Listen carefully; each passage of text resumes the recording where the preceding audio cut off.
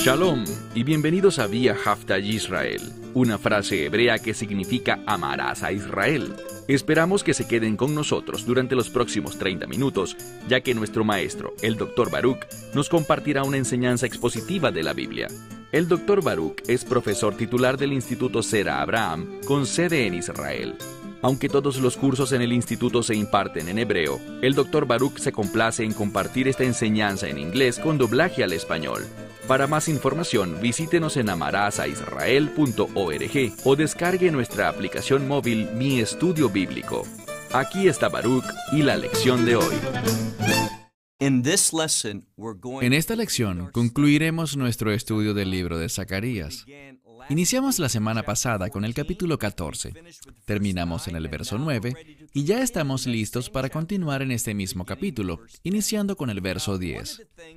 Una de las cosas que vimos la semana pasada fue el regreso del Mesías. Leímos en el capítulo 14, verso 4, que los pies del Mesías se posarían sobre el monte de los olivos, lo cual traería grandes cambios.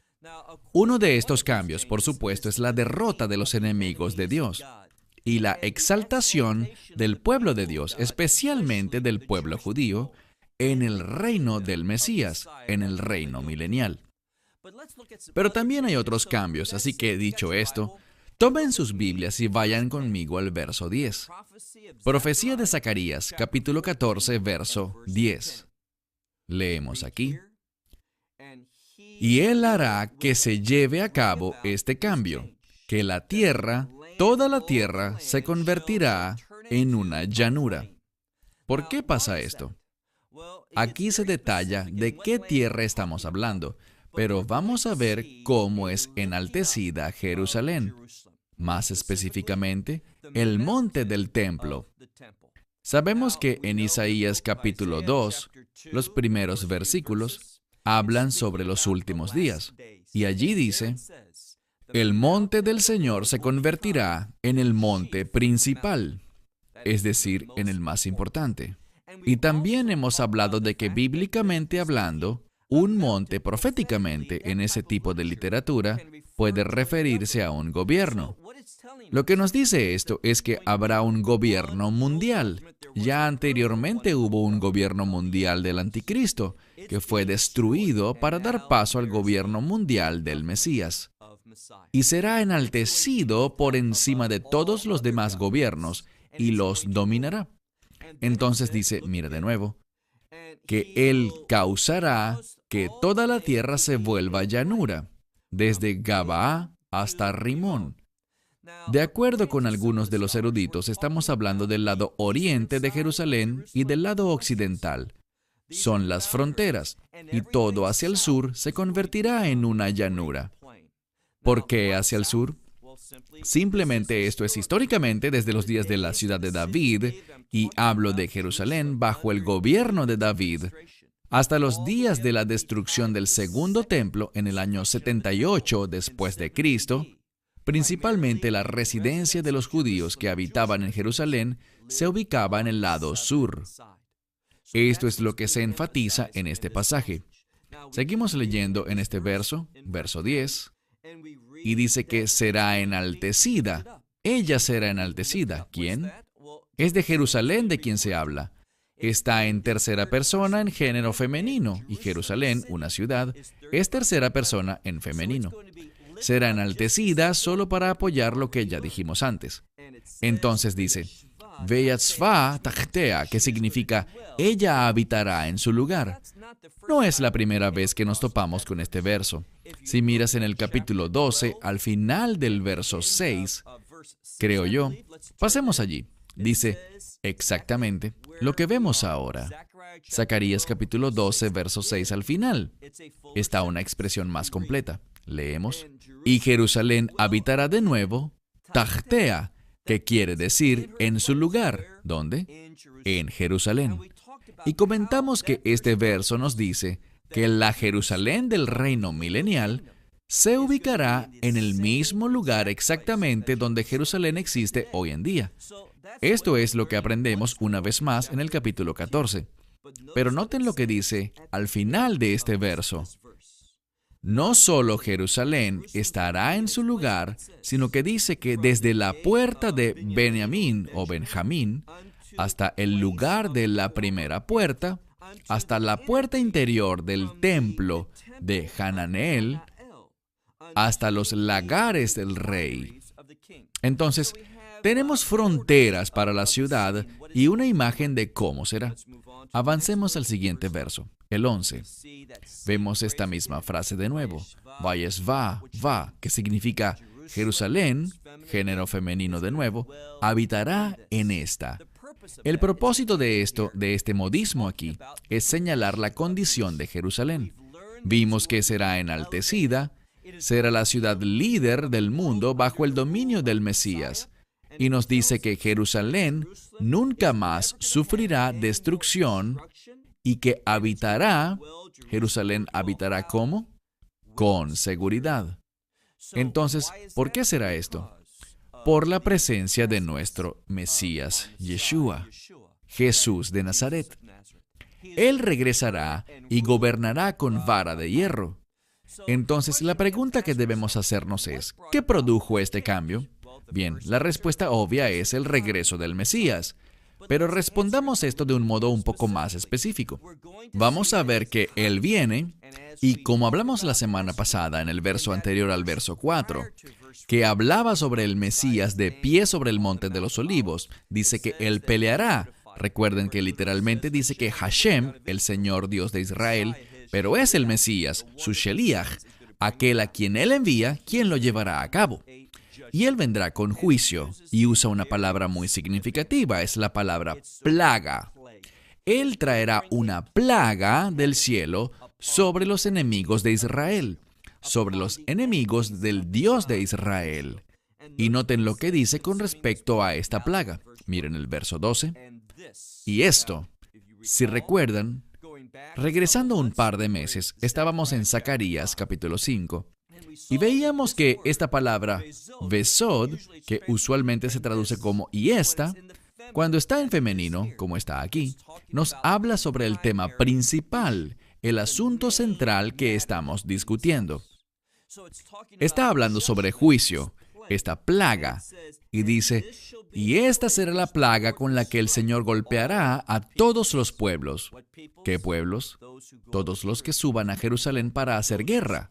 A todos los que los apoyen, los líderes de este plan que se opone a los propósitos de Dios. Él los golpeará. Y dice, aquellos que hagan guerra, y literalmente es una palabra para ejércitos. Aquellos que envían sus ejércitos a Jerusalén. ¿Qué ocurrirá? Bien, mira la segunda mitad del verso 12. Un verso muy familiar que dice, y su carne, es decir, la de aquellos que se levantan en su contra, la carne de estos se disolverá, mientras ellos aún se encuentran sobre sus pies. ¿Cuál es el propósito de esta descripción? ¿Que su carne se disolverá en sus cuerpos mientras aún están de pie? Busca decirnos algo. Esto es que el calor será tan intenso que ellos no lo sentirán y colapsarán, sino que será tan intenso que mientras aún estén parados sobre sus pies, antes de caer al suelo, su carne se hará líquida. Y dice que sus ojos se derretirán aún estando dentro de sus cuencas, y su lengua se deshará cuando aún está en sus bocas. Verso 13. Y acontecerá que en aquel día habrá un gran quebrantamiento que el Señor traerá en su contra. ¿Y cuál será el resultado de este quebrantamiento? ¿Cómo responderá la gente? Sigue leyendo en el verso 13. Dice aquí que ellos tomarán, cada hombre tomará la mano de su compañero. La mayoría de los eruditos ve esto como una expresión de miedo. Cuando algo malo ocurre, con frecuencia tú te aferras de algo y usualmente te aferras de otra persona. Pero es interesante notar cómo concluye este verso, porque hay otra expresión similar. Literalmente leemos, y su mano echará contra la mano de su compañero. Este es un modismo hebreo que usualmente tiene que ver con...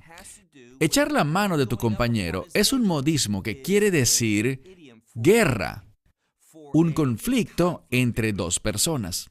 Permíteme darte un ejemplo. Vamos al libro de Segunda de Crónicas, capítulo 20. Busquemos allí el versículo 17. En realidad, el versículo 17 solo nos da un sobrevuelo de lo que ocurrirá, pero es uno de mis versículos favoritos en la Biblia, porque nos habla de la fidelidad de Dios y nos revela un principio importante con respecto a la salvación. Leemos aquí en el verso 17, literalmente, Lou lahem lehilahem, que significa no te corresponde a ti pelear. Entonces habrá una batalla.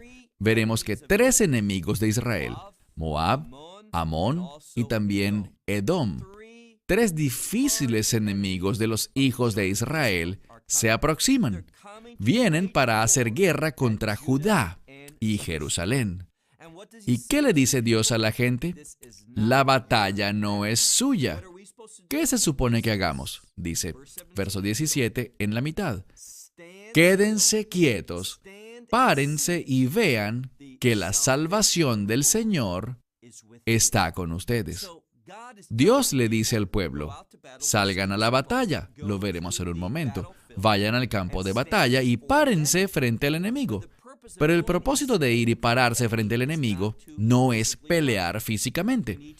Debemos recordar la expresión, y las palabras aquí, por cierto, son muy similares a las palabras que leemos en el libro de Éxodo capítulo 12 y posteriores, especialmente cuando llegamos al capítulo que trata sobre el cruce del Mar Rojo, donde dice, quédense quietos y vean la salvación del Señor, la misma terminología.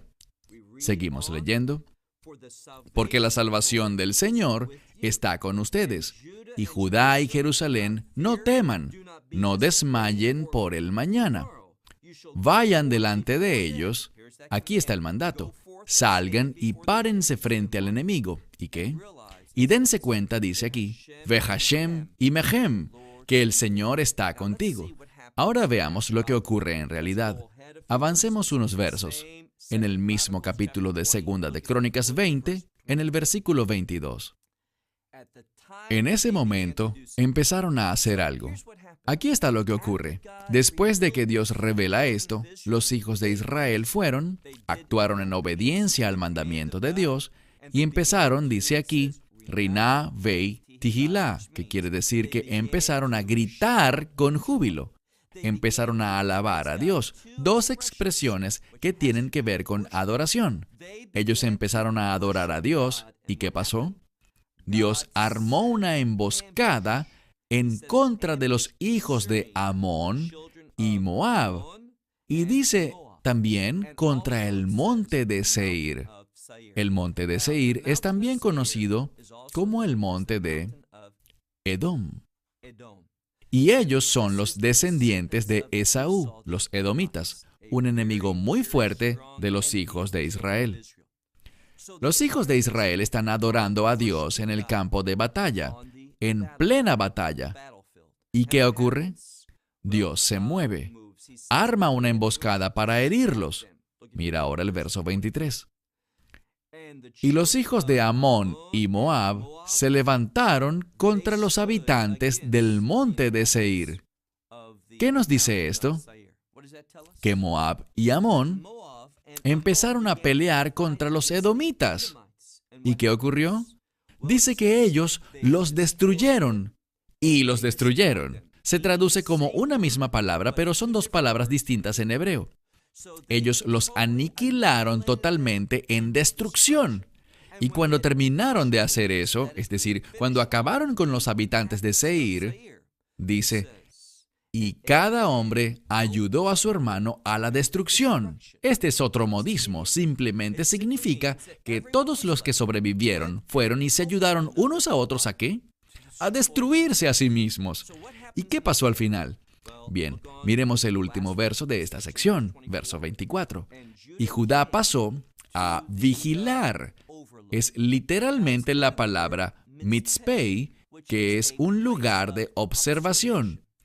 Y dice que ellos llegaron a este lugar el cual quedaba hacia el desierto, y se voltearon hacia la gran multitud. Eso quiere decir, hacia donde se suponía que estuviera dándose la batalla. ¿Y qué hicieron? Miraron y he aquí vieron los cadáveres que cayeron sobre la tierra sin que quedaran sobrevivientes. ¿Qué ocurrió? Dios les dio la victoria. El enemigo se volteó y se destruyó a sí mismo. Ellos no tuvieron que pelear, sino simplemente salir en obediencia y con espíritu de adoración. Eso es lo que Dios revela que ocurrirá en los últimos días. Ahora pasemos por favor al verso 14. Y también Judá peleará con Jerusalén. Bien, veamos qué es lo que sucede aquí. Cuando el enemigo viene, empieza a destruir las ciudades de Judá. Y la gente huye, y Jerusalén queda sola, sin nadie que la ayude. Pero no ocurrirá de este modo en los últimos días. Habrá unidad, unión entre Judá y Jerusalén. En el verso 14 también leemos: y las riquezas de las naciones serán reunidas, oro, plata y prendas de vestir en gran abundancia. ¿Por qué está esta oración aquí? ¿La leíste? ¿Sabes por qué? Si eres un buen estudiante de la Biblia, esto sonará muy familiar para ti. Busca por favor en el libro de Éxodo capítulo 12. De nuevo, si conoces las Escrituras, cuando vamos al libro de Éxodo, estamos hablando de los hijos de Israel saliendo de la esclavitud y dirigiéndose hacia la tierra prometida. También sabemos que en el capítulo 12 hablamos sobre el evento que causó esto y fue la Pascua. Así que vayamos por favor a Éxodo capítulo 12 y empecemos con los versos 35 y 36. Vemos algo que resulta muy familiar. Verso 35. Y los hijos de Israel hicieron conforme a la palabra de Moisés. ¿Qué hicieron ellos? En ese mismo verso lo dice. ¿Qué dice el verso 35 al final? Moisés les indicó que hicieran algo, y el pueblo de Israel le pidió a los egipcios, según el verso 35, le pidieron a los egipcios vasijas de plata, vasijas de oro y vestidos. Es una palabra distinta para vestidos, pero significa lo mismo. ¿Y qué ocurrió? Verso 36. Y el Señor puso en ellos gracia ante la gente, ante los ojos de los egipcios, porque le pidieron, ¿y qué sucedió? Empobrecieron a los egipcios. ¿Por qué dice esto? Porque los egipcios se levantaron en oposición a los planes de Dios. Y cuando una persona se levanta en oposición a la voluntad de Dios, eventualmente un día serán despojados, y esa pobreza viene de un momento a otro, en una hora, tal como vemos en el Apocalipsis, cuando Dios empiece a traer su juicio final sobre sus enemigos. Del mismo modo que los hijos de Israel obtuvieron oro, plata y vestidos, al salir de Egipto, lo que se conoce como la primera redención, eso mismo ocurrirá en la redención final, con el regreso del Mesías. Volvamos a donde habíamos quedado. Leamos ahora el verso 15. Leemos aquí. Y así será la plaga sobre el caballo, la mula, el camello y el asno y todos los animales que están en sus campos. Así será esta plaga. ¿Por qué dice esto aquí? Es la misma plaga que cayó sobre los soldados, de quienes leímos en la segunda parte del verso 12. Lo que nos dice es que esta plaga no destruirá únicamente a los soldados, a los humanos, sino que cuando hablamos de este tipo de animales, en el contexto de guerra, estos animales son herramientas para la batalla. De guerra, son instrumentos de guerra. Y lo que dice aquí es que lo que en nuestro tiempo serían los barcos, los tanques, los aviones, lo demás, también serán destruidos por esta plaga. Todo es lo mismo. Verso 16. Al llegar al verso 16, vemos un cambio significativo. En el verso 16, la batalla ha terminado. El reino se ha establecido y estamos hablando desde el verso 16 en adelante de la vida en este reino milenial. Y vamos a ver un remanente, incluso de aquellos que vinieron a Jerusalén para la guerra, que van a arrepentirse. Ellos van a darse cuenta de su error, y como Dios es misericordioso, habrá un remanente de las naciones que llegará a la fe. Pero en el reino milenial, no es una fe como la que tenemos en nuestros corazones, sino una fe que se debe demostrar. Y por cierto, nosotros también somos llamados hoy a demostrar nuestra fe. Pero en el futuro, si no se hace así, habrían serias consecuencias. Miren lo que dice el verso 16. Acontecerá que todos aquellos que quedaren de los que subieron entre las naciones para hacer guerra contra Jerusalén, que ellos subirán cada año a adorar, literalmente a postrarse delante del Rey, el Señor de los ejércitos, y ese Rey es el Mesías, y celebrar la fiesta de los tabernáculos. Vas a notar al leer esto con cuidado, te darás cuenta que en 3 ocasiones la fiesta de los tabernáculos, Haka Sukkot, la fiesta de los tabernáculos, se menciona. ¿Por qué? ¿Por qué únicamente esta fiesta? Durante este tiempo, todas las fiestas deben ser observadas, pero la razón por la cual Sukkot, o la fiesta de los tabernáculos, se menciona, es para enseñarnos algo.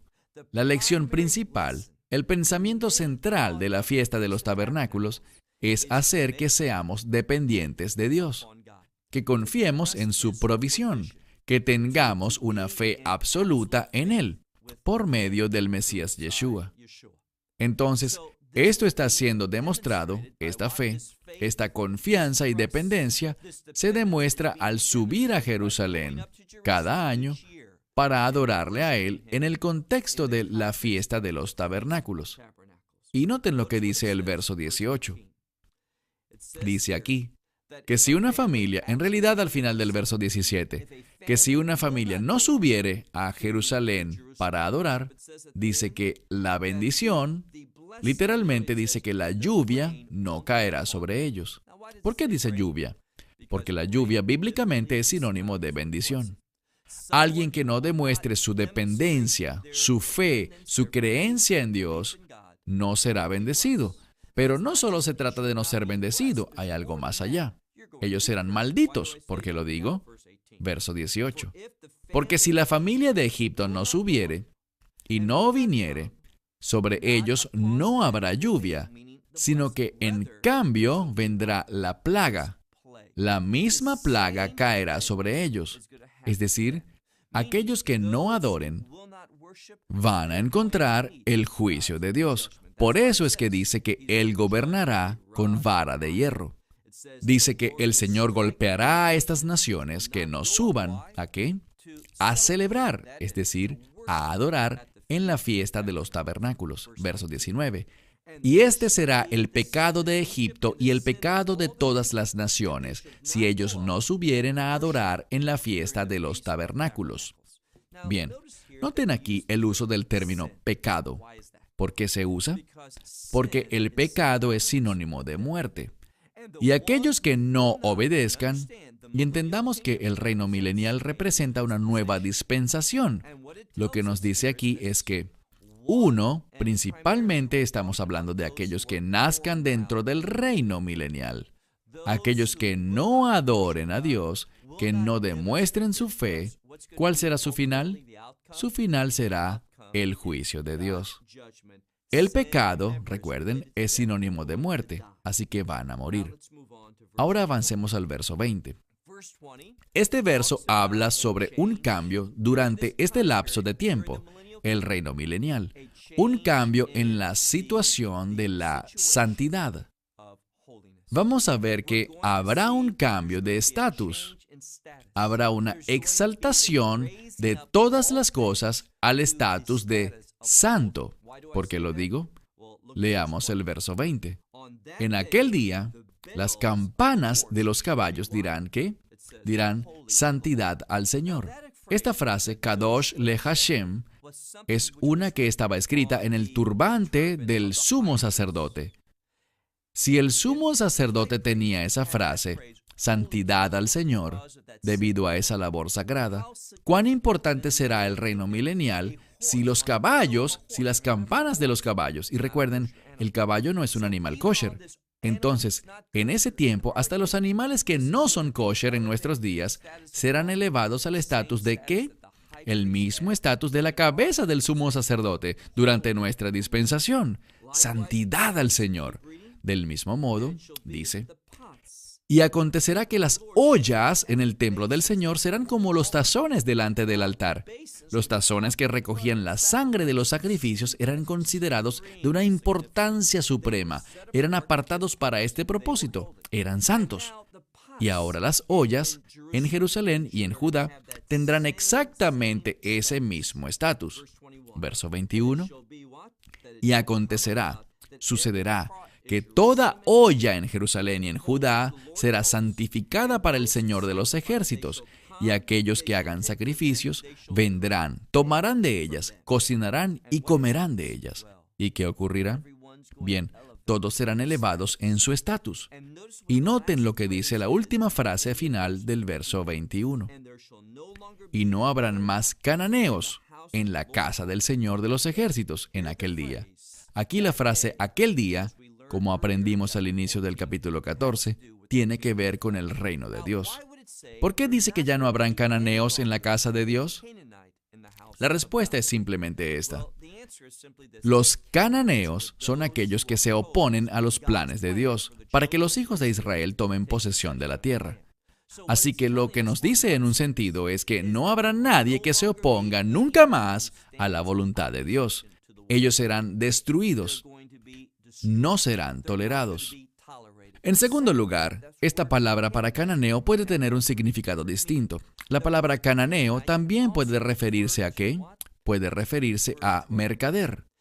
Quizás recuerdes que en el libro de Juan, capítulo 2, el Mesías subió al templo e hizo algo. Purificó el templo. Expulsó a todos aquellos que estaban cambiando dinero y vendiendo animales para sacrificarlos. Y dijo, mi casa no será una casa de comercio o una cueva de ladrones, sino en cambio será un lugar de oración. Y por lo tanto, cuando dice que no habrá un cananeo, otra interpretación es que no se tratará de comercio. La casa de Dios será un lugar santo, consumido por el celo del Señor. Y eso es lo que Zacarías quiere que sepamos sobre el reino de Dios, que el celo de Dios gobernará en este reino, y que aquellos que habiten en ese reino tendrán ese mismo sello. Y ese sello es lo que se supone que demostremos en todos y cada uno de los días de nuestras vidas como creyentes en Yeshua. Bien, se terminó el tiempo. Hasta la próxima semana, cuando iniciemos un nuevo estudio de la Palabra de Dios. Shalom. Esperamos que te hayas edificado con el mensaje de hoy y lo compartas con otros. Te invitamos a seguir nuestros estudios cada semana por este canal y por el portal de YouTube de Amarás a Israel. También puedes descargar nuestra aplicación móvil gratuita, Mi Estudio Bíblico. Finalmente, para obtener más información sobre nosotros, visita nuestra web amarasaisrael.org, donde encontrarás otras conferencias de Baruch en audio, video y texto. Hasta el próximo programa. Que el Señor te bendiga en Yeshua HaMashiach, Jesús el Mesías, mientras caminas con Él. Shalom desde Israel.